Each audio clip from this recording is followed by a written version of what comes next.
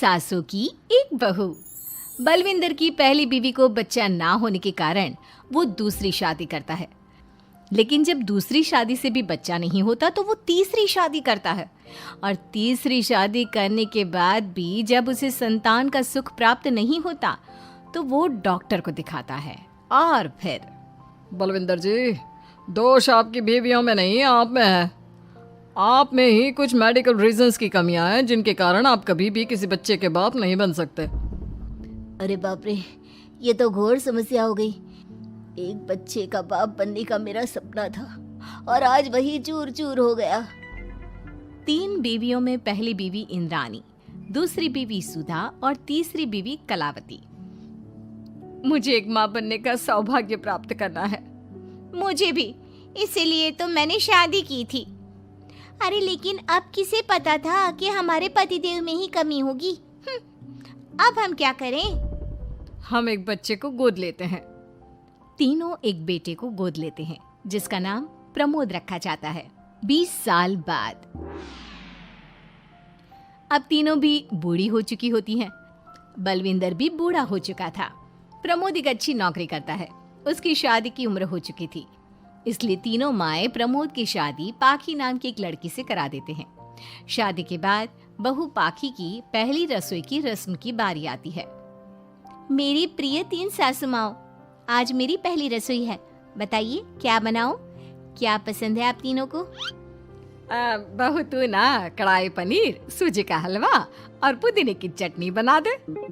अरे नहीं नहीं, ये क्या पसंद है। अरे पाखी बहू, तू छोले भटूरे, सरसों दा साग और मक्के दी रोटी बना और पंजाबी लस्सी भी बना दे।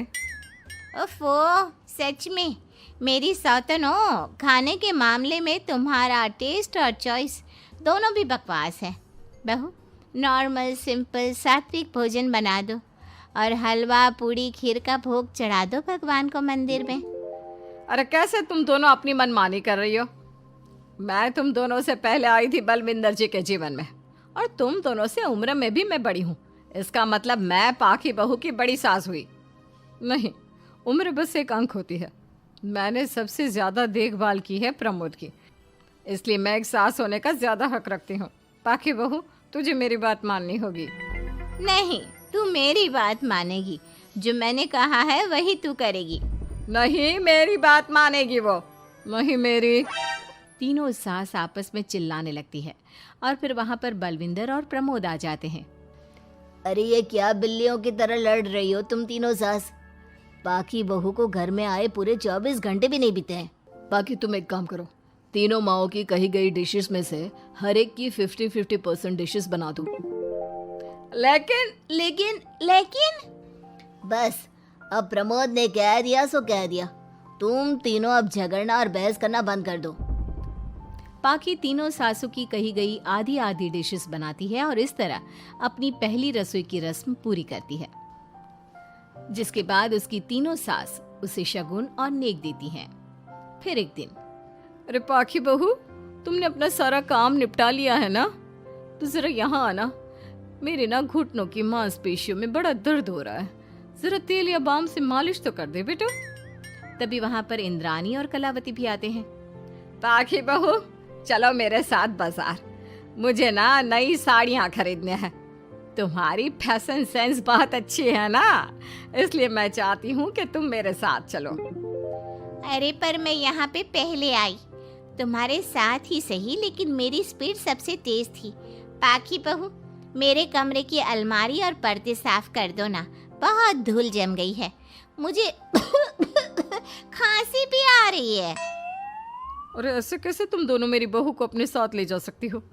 सबसे पहले मैंने बहू को कहा है कि वो मेरे घुटनों की मालिश कर दे। अब जाओ, 1 घंटे के बाद अपनी ये फीकी शक्लें लेकर फिर से आना। सुधा मैडम, ज्यादा ना बोलो। पाखी बहू को तुम दोनों से ज्यादा नेक दिया है मैंने, इसलिए पाखी बहू तो मेरा ही काम करेगी।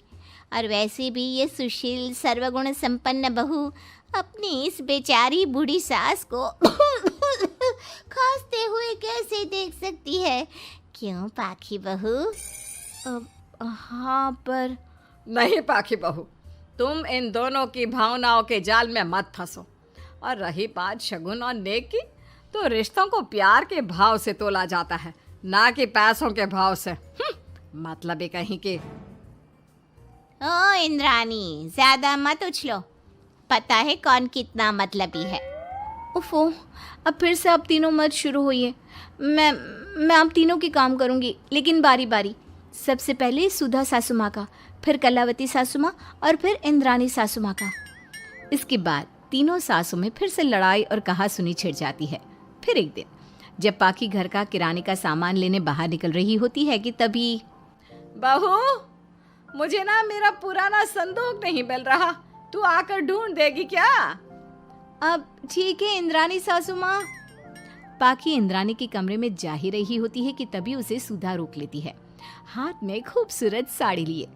पाखी बहू, ये मेरे ना साड़ी पर पिछली बार अचार गिर गया था, इसे प्लीज अच्छे से धो देना। वो कल शाम को विमला जी के बेटे की शादी में जाना है ना, एक ही बार पहनी है ये साड़ी मैंने। अभी धो देगी तो कल तक अच्छे से सूख जाएगी और कड़क इस्त्री करके मैं तेरा परफ्यूम मार कर शादी में जाऊंगी। हाँ, लेकिन सुधा सासू माँ। उतने में कलावती भी वहाँ पर एक कढ़ाई लेकर आ जाती है। पाखी बहू, ये मैंने कल रात को मेहंदी भिगोई थी लोहे की कढ़ाई में, मेरे बालों में लगा देना बिटिया। तू तो मेरी प्यारी बहू है ना? इंद्रानी वहाँ आ जाती है और तीनों सास फिर से एक दूसरे को गुस्सेल आंखों से देखती है और फिर से आपस में लड़ना शुरू कर देती है। तुम अपने आप को समझती क्या हो? खरीद लिया है क्या मेरी बहू को? ये मेरी बहू है। तो मेरी पड़ोसन है क्या? ये मेरी भी बहू है और मेरा भी इस पर उतना ही हक है जितना कि तुम्हारा। तुमने खरीद नहीं लिया है ना, तो ये मेरी है, सिर्फ मेरी इकलौती बहू मेरी पाखी, मेरा ही काम करेगी। क्यों पाखी? नहीं नहीं, ये मेरा काम करेगी। पहले मैंने आवाज लगाई थी। तुम दोनों तो ऐसी बहू पाने के लायक भी नहीं हो। हट जाओ तुम दोनों और खुले मैदान में जाकर एक दूसरे से लड़ो और नोचो एक दूसरे को। लेकिन पाखी बहू तो सिर्फ मेरी ही सुनेगी और मेरे ही आदेशों का पालन भी करेगी।